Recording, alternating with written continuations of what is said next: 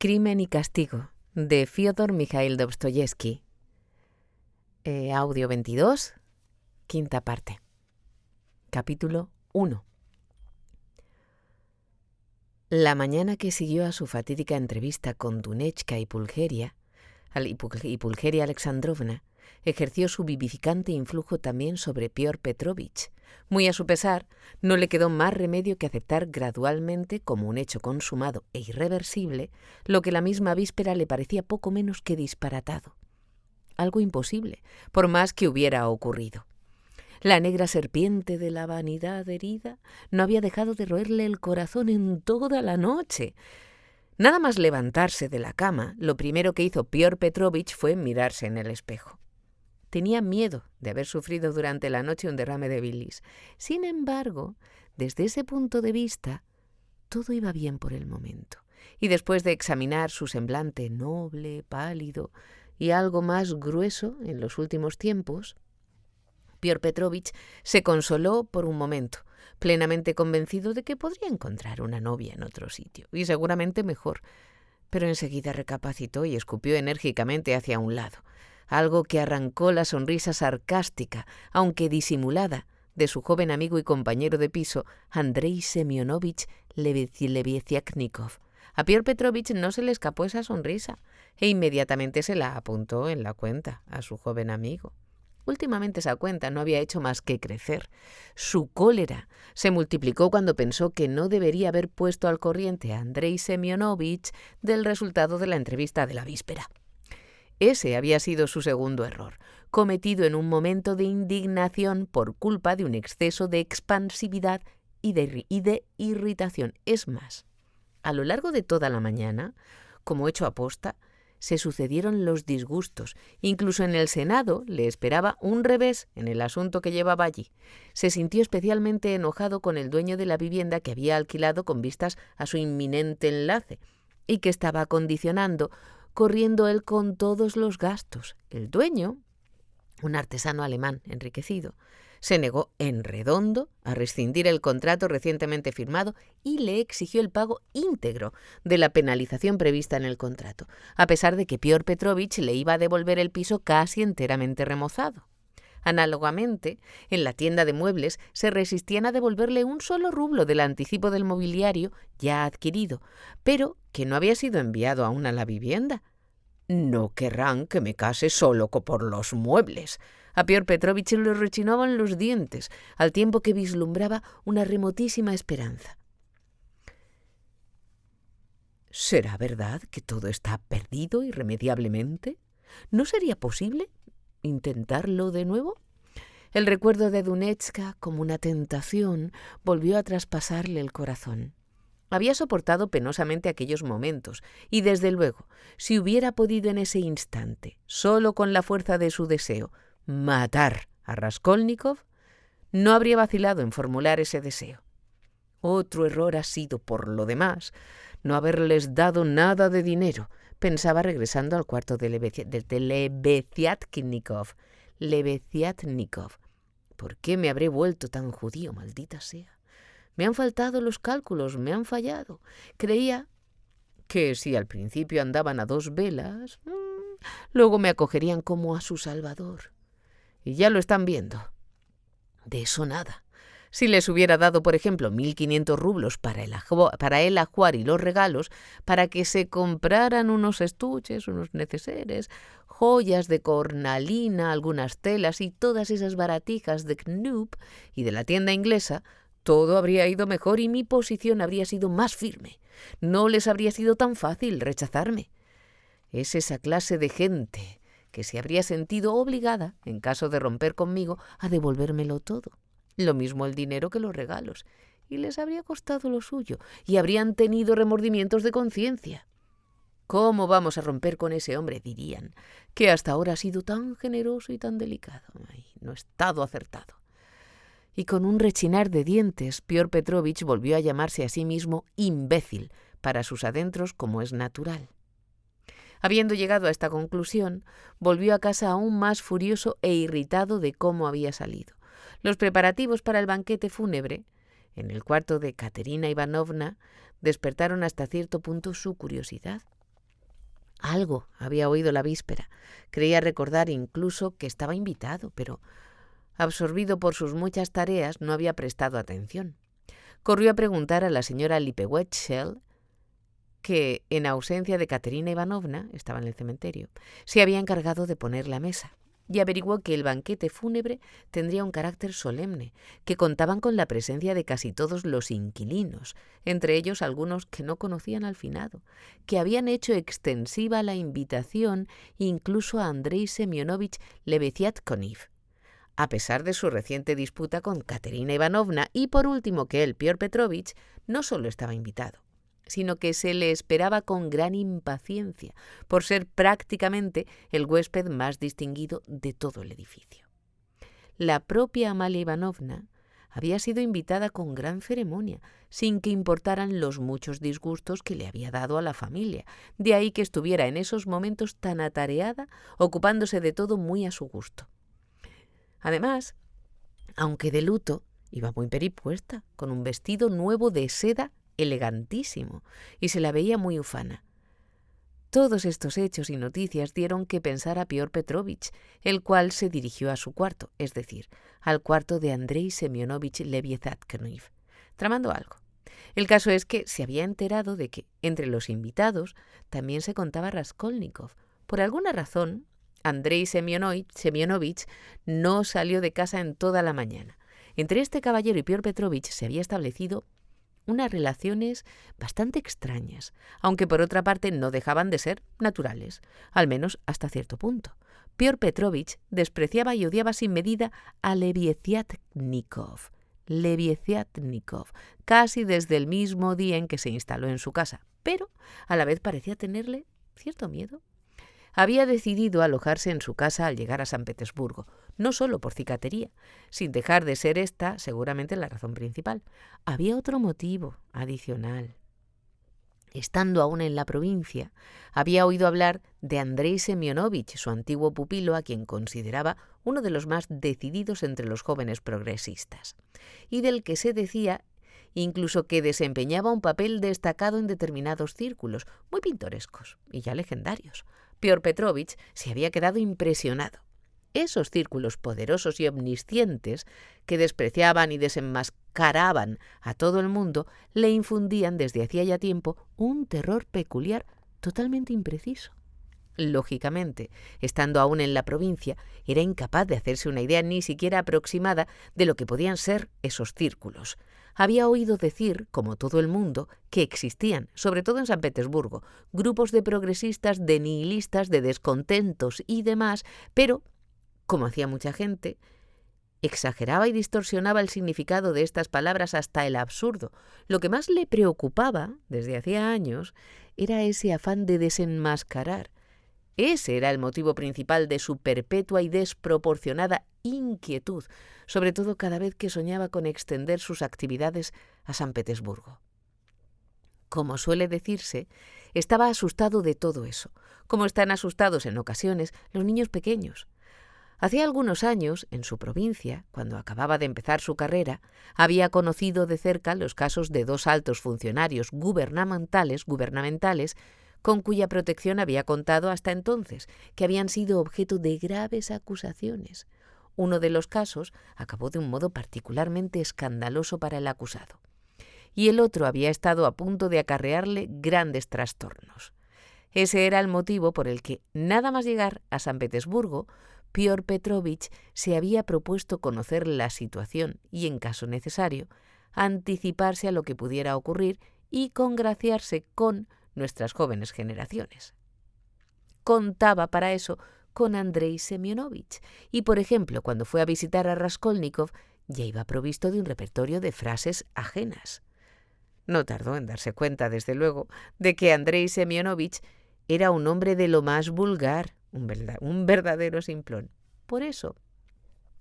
Pero eso, no hizo cambiar de criterio a Piotr Petrovich, ni lo tranquilizó, ni aunque hubiera tenido la convicción de que todos los progresistas eran igualmente tontos, su preocupación no habría sido menor.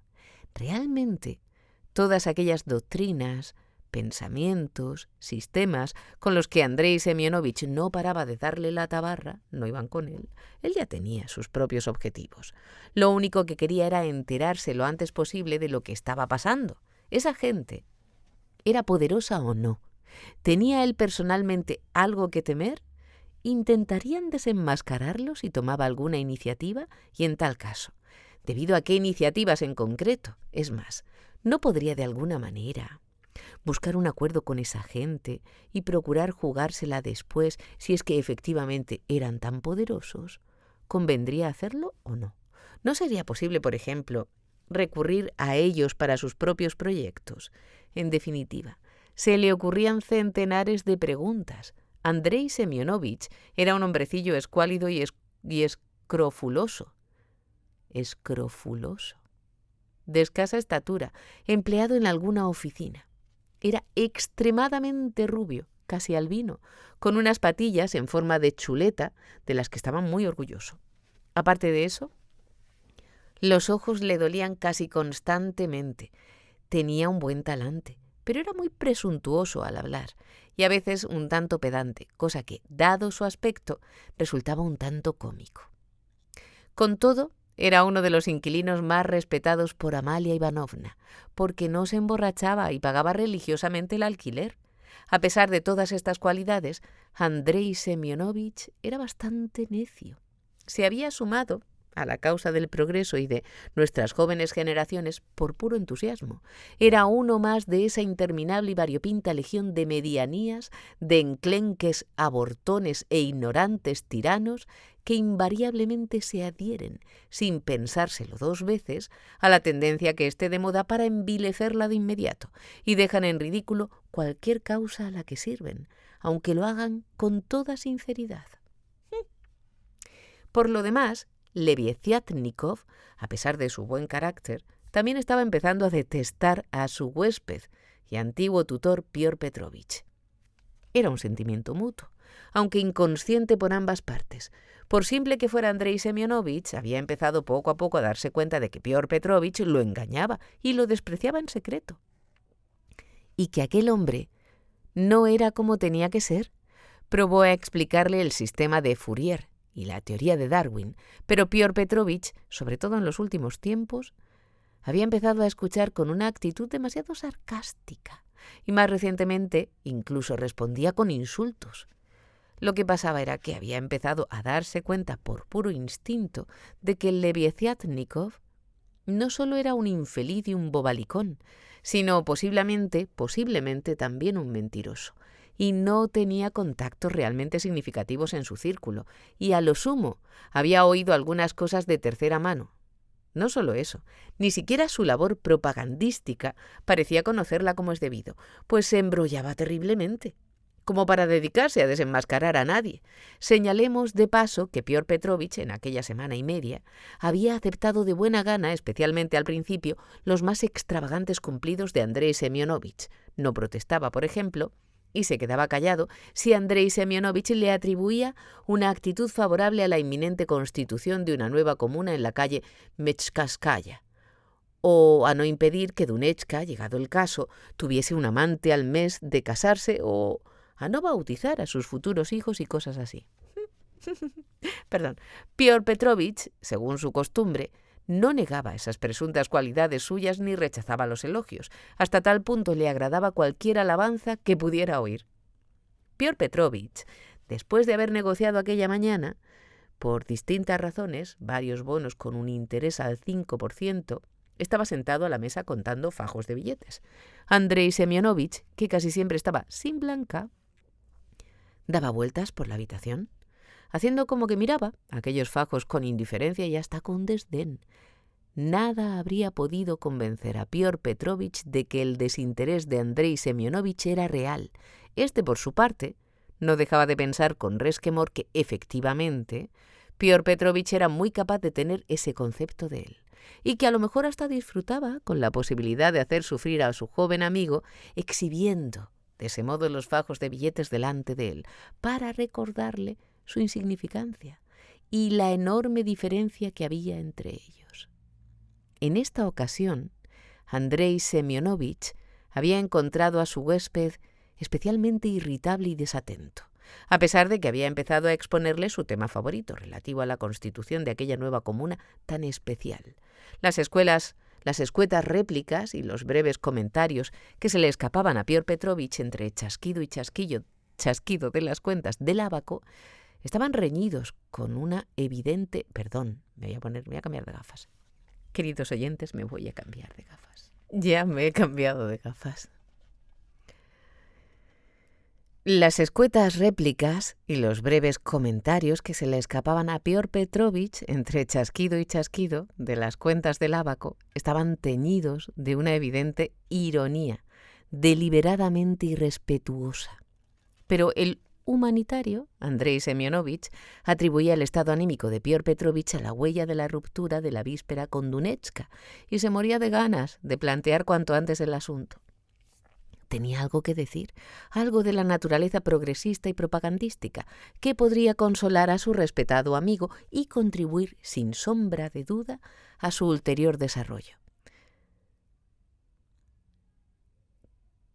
¿Qué sabe usted de ese banquete fúnebre que están preparando en casa de esa viuda?, preguntó de sopetón Piotr Petrovich, interrumpiendo a Andrei Semyonovich en el punto más interesante. No me diga que no lo sabe. Si ayer hablé con usted de este asunto y les puse mi opinión sobre todas esas ceremonias. Además, por lo que he oído, usted también está invitado. Ayer estuvo hablando usted con ella.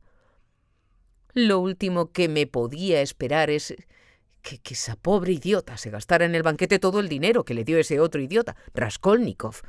Me he quedado sorprendido hace un momento al pasar con todos esos preparativos, todos esos vinos.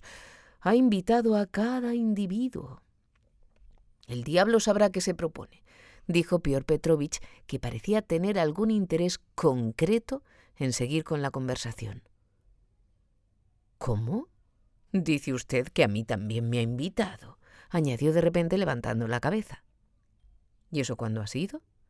No lo recuerdo. De todos modos, no pienso ir. ¿Qué hago yo allí? Ayer me limité a cruzar unas palabras con esa pobre mujer sobre la posibilidad de recibir como viuda sin recursos de un funcionario el salario de un año en concepto de subsidio extraordinario. No me habrá invitado por eso. Yo tampoco pienso ir, dijo Lebeziatnikov. Solo faltaría. Después de haberle dado una paliza, se entiende que le dé vergüenza.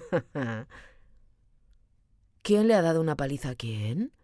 Lebeziatnikov se alarmó de pronto y se puso colorado. Pues usted, a Katerina Ivanovna. Hará cosa de un mes, ayer mismo lo oí. De eso le valen a usted sus convicciones. ¡Qué pronto se ha olvidado de la cuestión femenina! Y Piotr Petrovich, que parecía reconfortado, volvió a chasquear las cuentas del ábaco.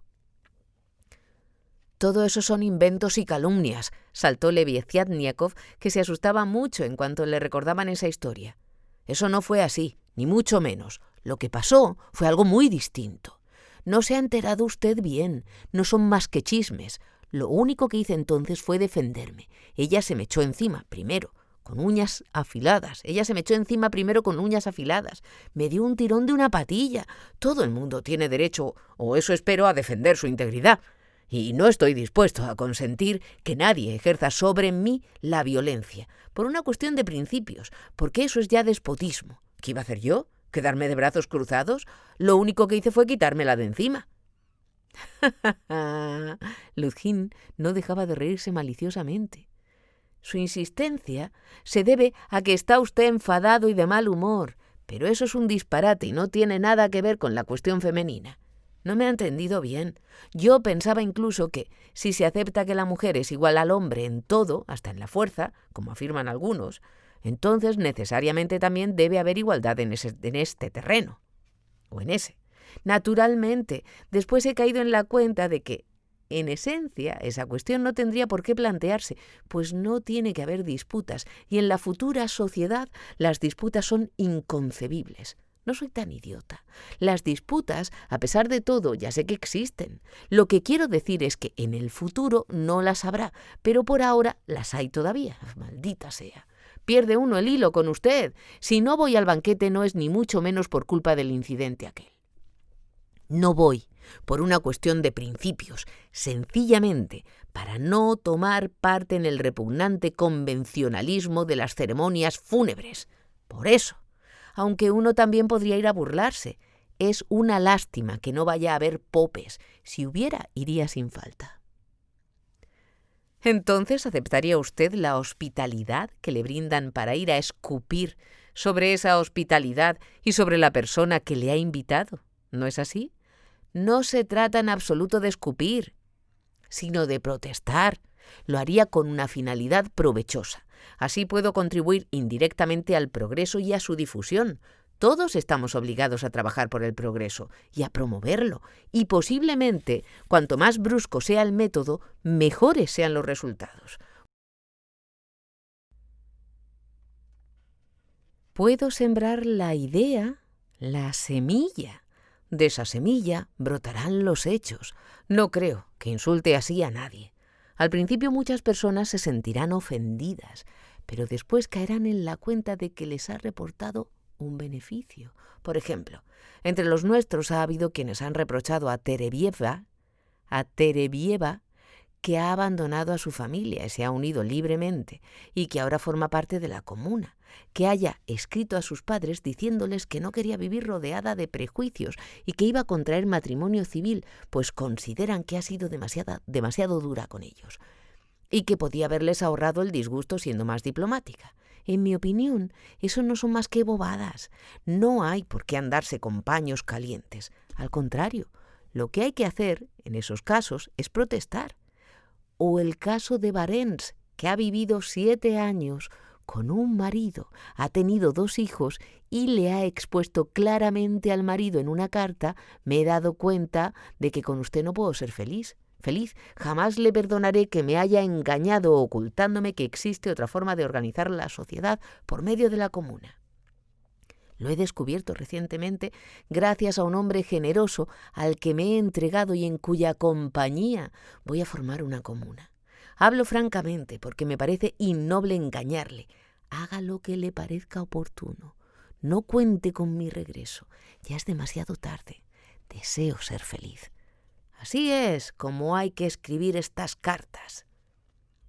¿Y esa Terebieva es esa misma de la que me dijo aquella vez que lleva ya 3 matrimonios civiles? No, realmente solo lleva 2, pero como si son 4, como si son 15.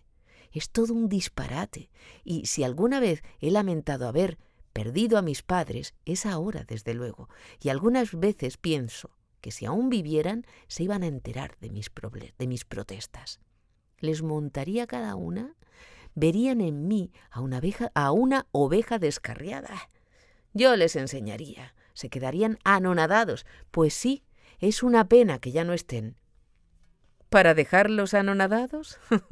Bueno, como quiera, le interrumpió Piotr Petrovich, pero dígame una cosa, porque seguro que conoce a la hija esa del difunto, esa tan flaca. ¿Es totalmente cierto lo que se dice de ella? ¿Y qué es lo que se dice?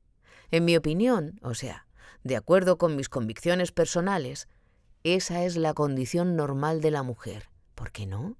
Es decir, distingons, en la sociedad actual naturalmente no es del todo normal, por ser forzado. Pero en el futuro será algo de lo más normal, porque será libre. Pero incluso ahora ella tiene derecho, estaba sufriendo, y esos eran sus fondos, su capital, por así decir, de los que tenía todo el derecho del mundo a disponer. Evidentemente, en la sociedad futura no será necesario disponer de tales fondos, pero su papel tendrá otro significado, regulado de un modo armonioso y racional. Por lo que respecta a Sofía Semyonovna, en particular, en estos momentos considero sus actos como la personificación de una enérgica protesta contra la estructura social, razón por la cual la respeto profundamente. Es más, me alegro solo de verla. Pues a mí me han dicho que fue usted quien la echó de aquí, de estas habitaciones. Lebeziatkinov se puso hecho una furia. Esa es otra calumnia, bramó. No ha pasado nada de eso, nada. todo se lo inventó Katerina Ivanovna porque no se había enterado de nada. Y yo nunca he intentado seducir a Sofía Semyonovna. He procurado sencillamente hacerla progresar de forma desinteresada, tratando de infundirle el espíritu de protesta.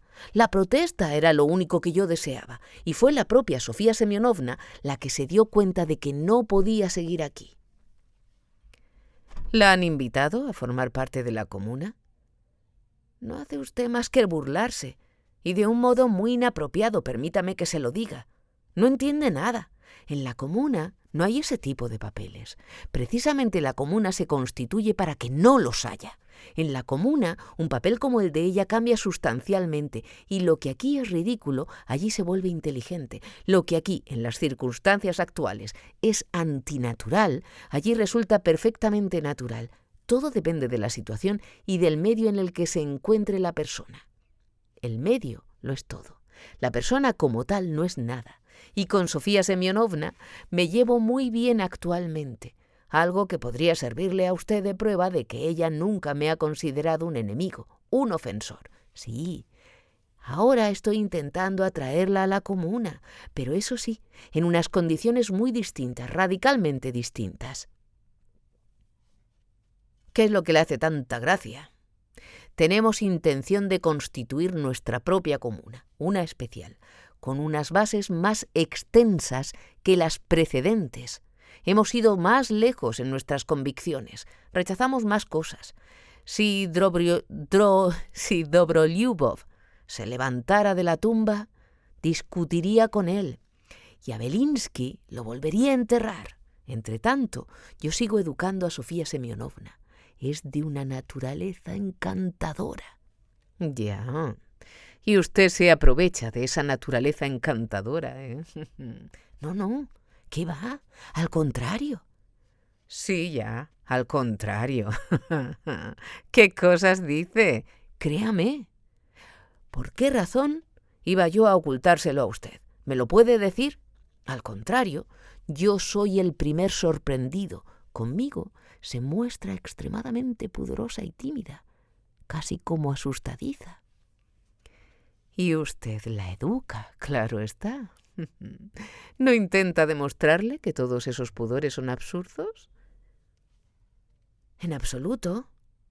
En absoluto. ¡Qué forma tan grosera! ¡Qué estúpida incluso, perdone que se lo diga, de entender lo que es la educación! No se ha enterado usted de nada. ¡Ay, Dios! ¿Está usted todavía tampoco preparado? Nosotros buscamos la libertad de las mujeres. Y usted solo piensa en una cosa. Dejando de lado la cuestión de la castidad y del pudor femenino, que no dejan de ser unos prejuicios inútiles, admito sin reservas la timidez que muestra conmigo, porque toda está en su mano. Es ella quien la decide. Evidentemente, si fuera ella la que me dijera, quiero tenerte, yo me consideraría muy afortunado, porque la muchacha me gusta mucho. Pero en las circunstancias actuales, desde luego, que nadie la ha tratado nunca con más gentileza y consideración que yo, con más respeto a su dignidad. Yo espero y confío. Eso es todo. Más le valdría hacerle algún regalo. Me apuesto lo que sea a que no lo ha pensado. Ya le he dicho que usted no entiende nada. Sin duda, ella se encuentra en esa situación, pero esa no es la cuestión, ni mucho menos. Usted sencillamente la desprecia, en vista de un hecho que usted erróneamente considera digno de desprecio. Se niega a ver a esa persona con ojos humanos. No sabe nada de su naturaleza. Lo único que me duele es que últimamente he dejado de leer y ya no me pide libros. Ella ha dejado de leer, no yo. Lo único que siento es que ha dejado de leer y ya no me pide libros. Antes sí. También me disgusta que, a pesar de toda su energía y determinación a la hora de protestar, algo que ya ha demostrado una vez, tenga todavía tan escasa confianza en sí misma, su falta de independencia, por así decir, de capacidad de rechazo para romper de una vez por todas con todas estas convenciones, con todas esas convenciones y bobadas. a pesar de lo cual otras cuestiones las entiende a la perfección. Por ejemplo, ha entendido magistralmente lo que supone la costumbre de besar la mano y cómo un hombre ofende a una mujer al besarle la mano por ser una señal de desigualdad. Se trata de un asunto que hemos debatido y yo me he apresurado a ponerla al corriente de la discusión. También ha prestado mucha atención cuando le he hablado de las asociaciones de trabajadores en Francia. Aún le estoy explicando el problema de cómo en la sociedad futura se podrá entrar libremente en las habitaciones de los demás. ¿Cómo es eso? Últimamente hemos debatido la cuestión de si un miembro de la comuna tiene derecho a entrar en la habitación de otro miembro, sea hombre o mujer, a todas horas, y hemos decidido que sí tiene derecho. ¿Y qué pasa si él o ella están ocupados en ese momento en una necesidad urgente? Andrei Semyonovich se lo tomó a mal. «Solo sabe hablar de esas malditas necesidades», exclamó con odio. «Oh, no sabe cuánto me pesa haberme referido antes de tiempo, cuando estaba exponiéndole el sistema, a esas dichosas necesidades. Maldita sea. Es una piedra de toque para todos los que son como usted. Lo peor es que se ríen de una cosa antes de conocerla. Eso es lo que pasa. Y se creen que tienen razón. Y hay que ver lo orgullosos que están.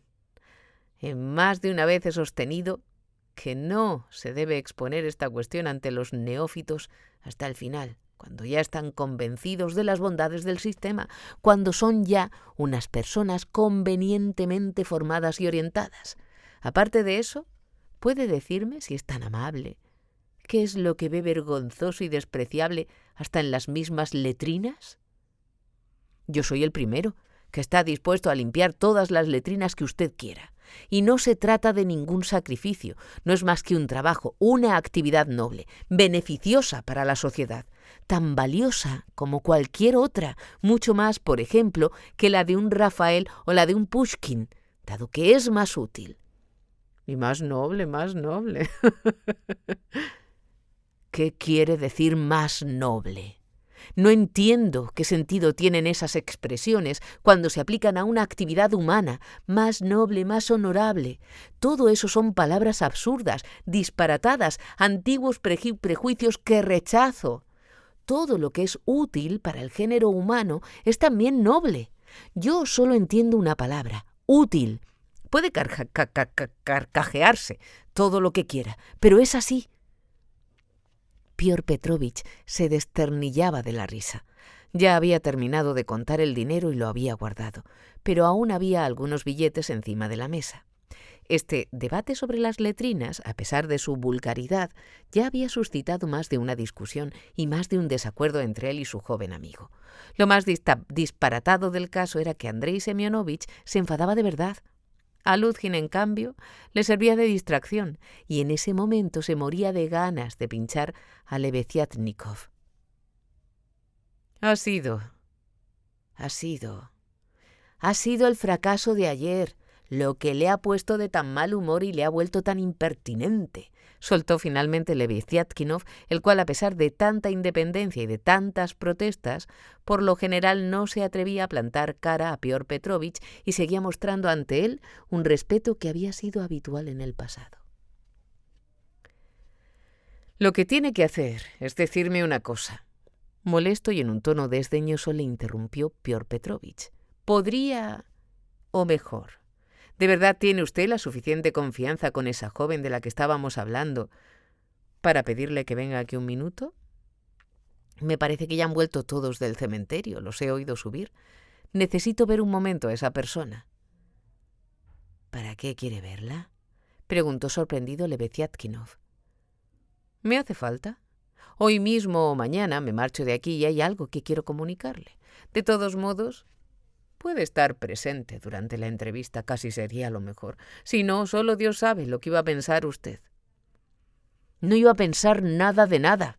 Solo era por preguntar. Si tiene algo que tratar con ella, nada más fácil que llamarla. Voy ahora mismo. Puede estar seguro de que no le voy a molestar. En efecto, 5 minutos más tarde, Lebeziatnikov regresó con Sonetchka. Esta venía enormemente sorprendida y, como de costumbre en ella, muy cohibida. En esas situaciones invariablemente se turbaba. Las caras nuevas, los desconocidos, la imponían mucho. Siempre había sido así, desde que era una niña, y en esos momentos con más razón aún. Piotr Petrovich le dispensó un recibimiento afable y cortés, si bien con un tinte de familiaridad jovial que, en su opinión, era apropiada en un hombre tan serio y respetable como él a la hora de tratar a una criatura tan joven y, en cierto sentido, tan interesante. Se apresuró a tranquilizarla y la invitó a sentarse enfrente de él, al otro lado de la mesa. Sonia se sentó, echó un vistazo a su alrededor, reparó en Lebeziatkinov, en el dinero que había encima de la mesa, y volvió después la vista a Piotr Petrovich, clavando en él la mirada. Lebeziatkinov se dirigió hacia la puerta. Piotr Petrovich se levantó, indicó con un gesto a Sonia que no se moviera y detuvo a Lebeziatkinov antes de que éste saliera. ¿Está Raskolnikov? ¿Ha venido?, le preguntó en voz baja. ¿Raskolnikov? Sí, ahí está. ¿Por qué? Sí, acaba de llegar, lo he visto. ¿Por qué? Bueno, le ruego encarecidamente que se quede aquí, con nosotros. No me deje a solas con esta señorita.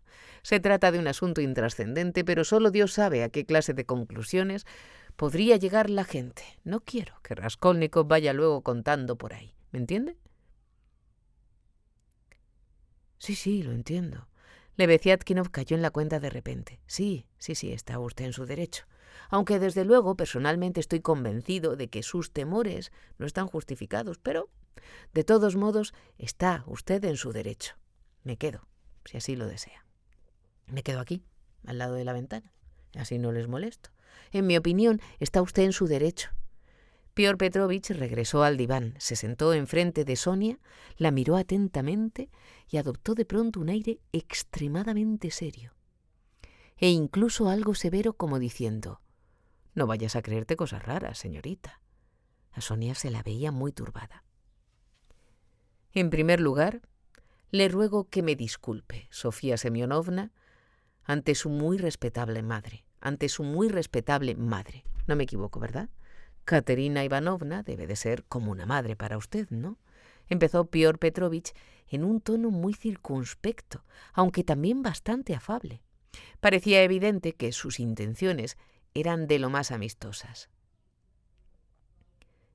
«Sí, señor, así es, como una madre», se apresuró a responder Sonia, intimidada. «Pues bien, discúlpeme ante ella, ya que por una serie de circunstancias ajenas a mi voluntad me voy a quedar sin probar su blinis. Es decir, no voy a poder asistir al banquete fúnebre, a pesar de la amable invitación de su madre». «Muy bien, señor.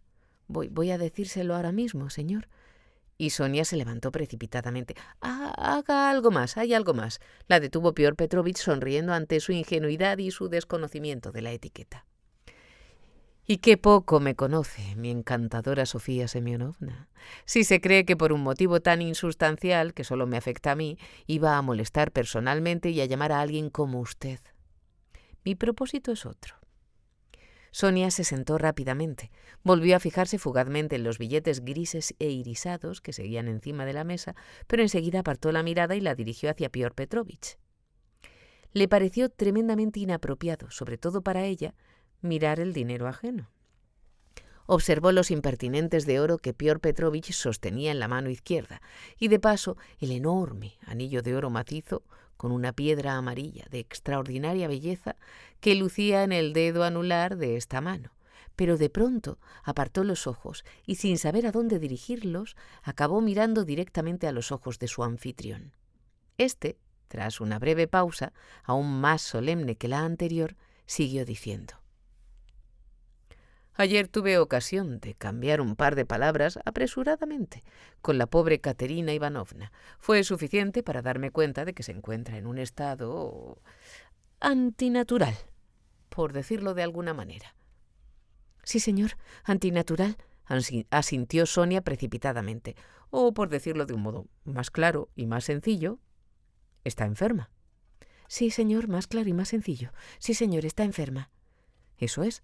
Pues bien, el motivo, movido por un sentimiento de humanidad y por así decir, de compasión, desearía por mi parte serle de alguna utilidad previendo inevitablemente una situación de infortunio. Al parecer, esa pobre familia depende ahora enteramente de usted. Permítame que le pregunte. Sonia se levantó bruscamente. ¿Le comentó usted algo ayer de la posibilidad de una pensión? Porque ella me ha dicho que usted se iba a encargar de conseguirla. ¿Es verdad? De ninguna manera. Y hasta cierto punto eso es absurdo. Yo únicamente hice referencia a la asistencia temporal a la viuda de un funcionario fallecido estando en activo, siempre que se cuente con alguna influencia. Pero al parecer, su difunto padre no solo no había trabajado el tiempo suficiente, sino que, para colmo, últimamente no había trabajado. En resumidas cuentas, de haber alguna esperanza, sería sumamente efímera, porque esencialmente, en este caso, no existe el derecho a recibir semejante asistencia, muy al contrario. Y ella ya estaba pensando en una pensión. Una señora muy lanzada. Sí, señor, una pensión. Porque es confiada y buena y su bondad la lleva a creérselo todo y con esa cabeza que tiene... Sí, señor, discúlpeme, dijo Sonia dispuesta a marcharse. Permítame, aún no he terminado. Es verdad, no ha terminado, murmuró Sonia. Siéntese entonces. Sonia, turbada, volvió a sentarse por tercera vez. Viendo la situación de esa mujer con esos desdichados pequeños, desearía, como ya le he dicho, servirle de ayuda en la medida de mis posibilidades. Entiéndame, en la medida de mis posibilidades, no más. Se podría, por ejemplo, organizar una colecta en su beneficio o, digamos, una lotería, algo de ese estilo, como suelen hacer en estos casos los allegados o incluso personas ajenas, pero deseosas, a pesar de todo, de ayudar al prójimo. Eso era lo que tenía intención de decirle. ¿Podría hacerse algo así? Sí, señor, está muy bien. Dios se lo... balbuceaba Sonia mirando fijamente a Piotr Petrovich. Sí, podría hacerse, pero ya hablaremos más tarde. En fin, que podríamos empezar hoy mismo. Podemos vernos esta tarde, ponernos de acuerdo y sentar las bases, por así decir. Venga a verme a las 7. Confío en que Andrei Semyonovich también querrá colaborar con nosotros, pero hay una circunstancia que convendría plantear previamente con la debida atención. Por eso me he permitido molestarla. Sofía Semyonovna, con mi invitación. En mi opinión, precisamente, no se debe poner dinero en manos de Katerina Ivanovna. Puede ser hasta peligroso. La prueba está en el propio banquete de hoy. Sin tener, como aquel que dice, un pedazo de pan para llevarse mañana a la boca, ni unos zapatos, ni nada de eso, se ha permitido el lujo de comprar para hoy ron de Jamaica, y creo que hasta Madeira, y nada menos que café. Los he visto pasar. Mañana mismo todo volverá a recaer sobre usted. Hasta el último mendrugo. Eso es un disparate. Así que la colecta, en mi modesta opinión, debe llevarse a cabo a espaldas de la viuda, por así decir, de modo que solo usted, por ejemplo, tenga conocimiento del dinero. ¿He dicho bien?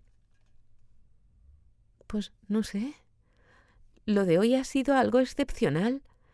Es una vez en la vida. Tenía muchas ganas de recordar, de honrar la memoria, y es muy inteligente. En cualquier caso, se hará como a usted le parezca mejor. Y yo le quedaré muy, y todos ellos también, que Dios le... Y los huérfanos... Sonia se echó a llorar sin acabar la frase. Muy bien. Entonces téngalo presente. Y ahora, hágame el favor de aceptar por el bien de su madre, para atender las primeras necesidades, esta modesta suma de mi parte. Deseo por encima de todo que mi nombre no sea mencionado en ningún caso. Aquí tiene. Dado que no me faltan, por así decir, mis propios motivos de preocupación, no estoy en condiciones de ofrecerle más. Y Piotr Petrovich le tendió a Sonia un billete de 10 rublos cuidadosamente desdoblado. Sonia lo cogió. Se ruborizó, se levantó precipitadamente, farfulló algo y empezó a retirarse. Piotr Petrovich la acompañó ceremoniosamente a la puerta. Por fin salió, toda agitada y extenuada, y volvió al lado de Katerina Ivanovna completamente abrumada. Mientras duró esta escena, Andrei Semyonovich a ratos estuvo de pie junto a la ventana. Otras veces se puso a dar vueltas por el cuarto procurando no interrumpir la conversación. Una vez que Sonia se hubo marchado, se acercó de repente a Piotr Petrovich y le tendió la mano en un gesto solemne. «Lo he oído todo y también lo he visto todo», dijo poniendo el acento en el último verbo.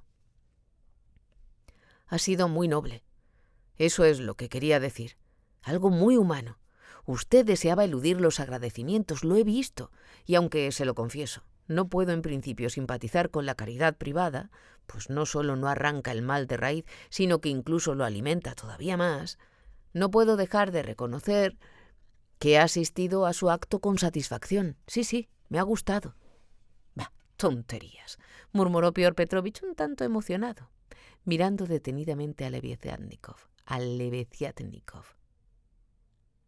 No es ninguna tontería. Un hombre como usted, humillado y dolido por los sucesos de ayer, que sea capaz al mismo tiempo de pensar en la desgracia ajena, un hombre así, aunque sus actos constituyan un error social, en cualquier caso es digno de respeto. La verdad es que no me lo esperaba de usted, Piotr Petrovich, sobre todo conociendo sus ideas. O cómo siguen estorbándole sus ideas. Lo que le ha alterado, por ejemplo, ese fracaso de ayer, exclamó el bueno de Andrei Semyonovich, que sentía renacer y con más fuerza su simpatía por Piotr Petrovich. Pero, ¿para qué necesita a toda costa ese matrimonio? Ese matrimonio legítimo, mi noble, mi querido Piotr Petrovich. ¿Qué falta le hace a usted esa legitimidad en el matrimonio?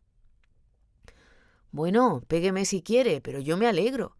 Me alegro de que se haya frustrado, de que sea usted libre, de que no se haya perdido para la humanidad. Me alegro. Ya ve que no me callo nada. Para no llevar cuernos y para no tener que criar a los hijos de otro, como pasa en ese matrimonio civil suyo. Para eso es para lo que necesito el matrimonio legítimo, dijo Luzhin por responder algo. Parecía particularmente atareado y preocupado. ¿Hijos? ¿Ha hablado usted de hijos? Andrei Semyonovich se estremeció como un caballo de guerra al oír el toque de trompeta. Los hijos son una cuestión social y una cuestión de suma importancia. Estoy de acuerdo, pero la cuestión de los hijos se resolverá de otra manera. Hay quienes rechazan a los hijos como todo lo que les recuerde a la familia. Después hablamos de los hijos, pero ahora vamos a ocuparnos de los cuernos. Le confieso que es mi punto débil. Esa expresión de Pushkin, soez, propia de un húsar, es inconcebible en el léxico futuro, porque ¿qué son los cuernos? ¡Oh, qué gran error! ¿Qué clase de cuernos? ¿Cuernos por qué? ¡Qué disparate! En el matrimonio civil, en cambio, no habrá cuernos. Los cuernos no son sino la consecuencia lógica del matrimonio legítimo, su correctivo, por así decir, una forma de protesta, de manera que, en ese sentido, ni siquiera resultan humillantes. Y si yo alguna vez, puestos a plantear una cosa absurda, contrajera matrimonio legítimo, me sentiría hasta feliz de llevar esos malditos cuernos. En ese caso le diría a mi mujer: amiga mía, hasta ahora yo solo te amaba, ahora además te respeto porque has sabido protestar. Se ríe. Eso es porque es incapaz de liberarse de los prejuicios. ¿Qué demonios? Ahora me doy cuenta de lo molesto que es ser engañado cuando uno está casado legalmente. Pero no pasa de ser una consecuencia despreciable de un hecho despreciable, donde tanto él como ella son humillados. Pero si a uno le ponen los cuernos sin ningún recato, como ocurre en el matrimonio civil, dejan entonces de existir, son algo inconcebible y pierden hasta su mismo nombre. Es más, la mujer le dará al hombre una prueba de su respeto haciéndole ver que lo considera incapaz de oponerse a su felicidad y que lo encuentra lo suficientemente maduro para no vengarse de ella por el hecho de tener un nuevo marido. Maldita sea. A veces pienso que si alguna mujer me tomase por marido, si me casase en un matrimonio civil o en uno legítimo, tanto da, creo que yo mismo le proporcionaría un amante si viera que iba pasando el tiempo y ella no tenía ninguno. Amiga mía, le diría, te quiero, pero por encima de todo deseo que me respetes, ya lo ves. ¿Tengo o no tengo razón? Piotr Petrovich se reía escuchando todo esto, aunque sin excesivo entusiasmo. Apenas prestaba atención. Realmente estaba pensando en otra cosa, y el propio Lebeziatnikov acabó dándose cuenta. Piotr Petrovich estaba intranquilo, se frotaba las manos, se quedaba pensativo. Mas Andrei Semyonovich se acordó de todo esto y estuvo dándole vueltas.